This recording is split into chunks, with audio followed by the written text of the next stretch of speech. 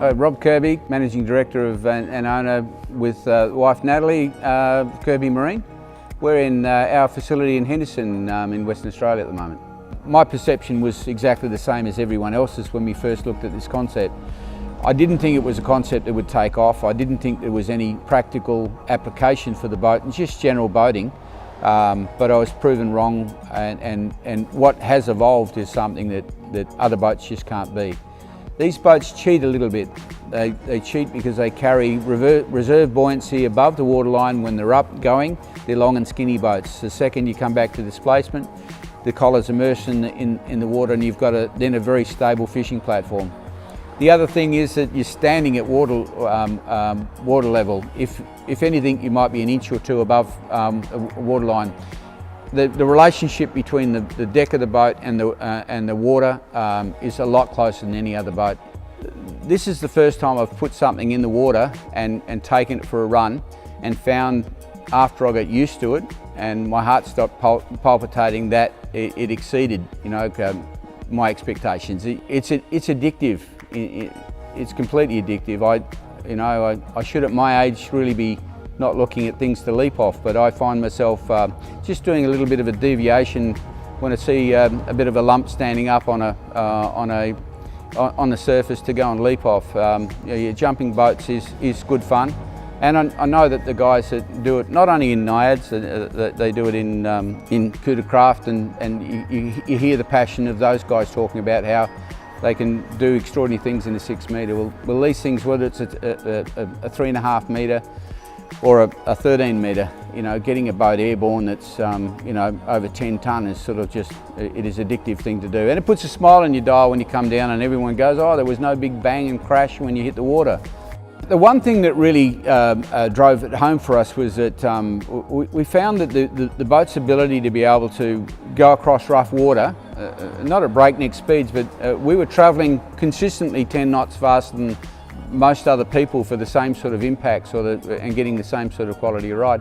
The boat, because it has a collar, is very forgiving. If you get it wrong and come down hard, and often you'll find it'd be a wave that's just a little bit out of the ordinary that you'll hit. But the collar tends to stand the boat up. The other ability to be able to use it in interaction with other boats, and they're very social boats coming alongside, you're not having to worry about fenders. If you get it wrong and hit somebody, there's no paint off. It's very forgiving in that sense. All of a sudden, what we thought we needed in a boat changed. All of a sudden, to have that ability to be able to go out in anything, and it was almost a challenge to go out in bad weather. There's a formula we stick to. The formula is that generally the dead rise doesn't change. 23 at the back, 22 in a jet boat. Turning the boats seem to bank alarmingly, but you've got to understand there's a big buoyant collar there that stops it from going over too far. And that's why we can use very aggressive dead rises and plate angles, full flotation through the boat. The hull is filled with foam, block foam from bow to stern, and the only other thing that isn't filled is where the fuel tank sits. They go from displacement to planing relatively easy. The handling, it's very similar to a jet ski. You can throw the boats and be aggressive. Regardless of size, they are very nimble boats, very responsive to the helm. We've certainly looked at putting things in there that made the ride a lot more comfortable. Shock mitigating seats I'm a big fan of now. We tend to use a lot of the Ullman seats. Look, they improve any boat, and they're certainly something that is standard fitment, and I couldn't do without now, because it gives me that ability to drive the boat like I stole it, and I think anyone should be able to drive their boats like they stole them.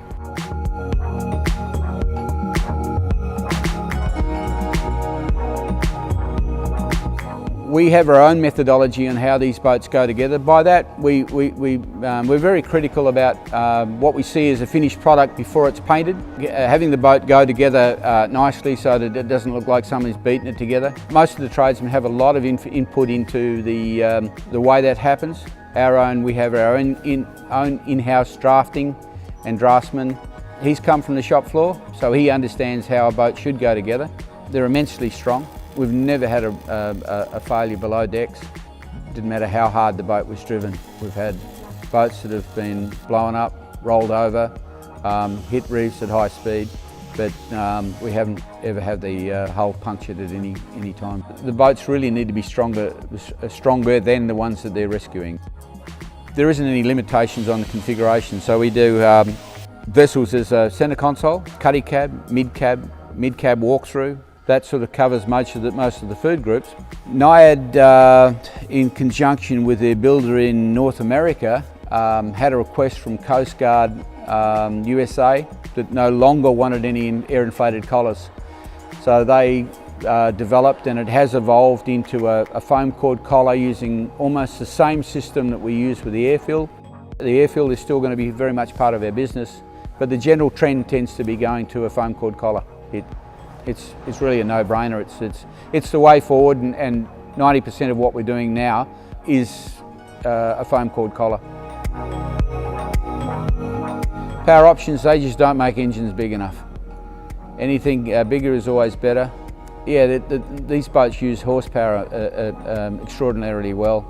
Or certainly the Yamaha 425 XTO has been a great outcome. Love that engine and love everything that it brings to the table. The Suzuki 350 with a contra-rotating prop, that has set a new benchmark in terms of controllability using single engines. Customers, we've got a long history in commercialising RHIBs and really having a robust hull and a collar system that was fully serviceable in the field. We do a lot of boats for compliance agencies, those being police boats, fisheries patrol, marine safety and conservation and land management. But the recreational market represents a big part of what we do. The boat I'm sitting on now started its life as a commercial boat, but we decided to put that on a diet. Took about 700 kilos off it, put the biggest outboards we could find on it, and it just turned into an absolute ball. It was a scream. Rob Pennicott, very unique and individual, and a favourite son of Tasmania, I think. He's almost the Steve Irwin of Tasmania, I think, on water. Robert's bought 13, I think, in total. I've almost lost count. It started 15 years ago in his first 12.5 metre. I think he currently has 11 of those. And the last boats that we did for him were a Sea Legs version of their biggest Sea Leg system, which is a System 100. And that was on a 30 passenger, 11.8 metre amphibious boat that he's going to operate in Wilson's Promontory. Robert's a very knowledgeable mariner. He works in really adverse conditions in Tasmania. He's had a number of boats, so he knows what he was looking for. So we discussed what his needs were. He did say he wanted to run around 40 passengers on a 12.5 metre, still stay within the coxswains, which is 11.99, and do it with outboard motors. And I thought, this is never going to work, But he's made a very successful business of that. All of Naiad's business into ecotourism has been driven by his reputation alone.